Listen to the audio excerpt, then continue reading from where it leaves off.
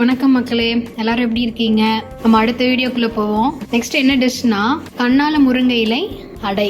இதுக்கு தேவையான பொருட்கள் என்னன்னா, நான் 1 டம்ளர் அரிசி எடுத்திருக்கேன். உளுந்து பாத்தீங்கன்னா 1 ஸ்பூன் எடுத்திருக்கேன். 5 வரமிளகா, சிறிதளவு சோம்பு, கண்ணால முருங்கை இலை வாஷ் பண்ணி எடுத்து வச்சிருக்கோம்.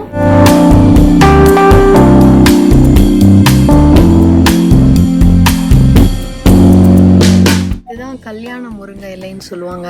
எங்க வீட்டு தோட்டத்துல இதை நாங்க வச்சிருக்கோம். முள்ளா இருக்கும் பாத்தீங்கன்னா மரம். இதுல வந்து நல்ல கொழுந்து இலையா பறிச்சு வச்சுக்கணும். அப்பதான் அந்த அடைக்கு வந்து நல்லா இருக்கும். பண்றதுக்கு இந்த மாதிரி டபுளா ஃபோல்டு பண்ணிட்டு இந்த நிறம் இருக்கு இல்லையா, இதை ஃபர்ஸ்ட் எடுத்துடணும்.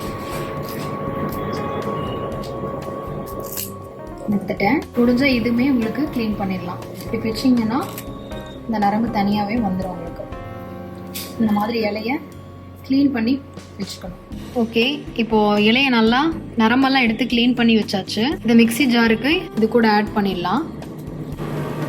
இல்ல நம்ம அரைச்சு அந்த விழுதை எடுத்து வச்சுக்கலாம். இப்போ ஒரு பவுல்ல மாத்திக்குவோம். நம்ம அடமாவுக்கு அரைச்சு வச்சிருக்கோம் இல்லையா, அந்த விழுது கூட தேங்காய், வெங்காயம், கடலைப்பருப்பு போட்டு தாளிச்சு இது கொட்டி கலந்துக்கணும். அடை சுடுறதுக்கு முன்னாடி அடை கலக்கி வச்சிருக்கோம் இல்லையா மாவு, அதை எடுத்து இப்போ நம்ம தோசை ஊற்றிக்கலாம்.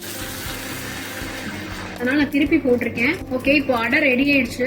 நம்ம இப்போ எள்ளு சட்னி எப்படி செய்யறதுன்னு பார்க்க போறோம்.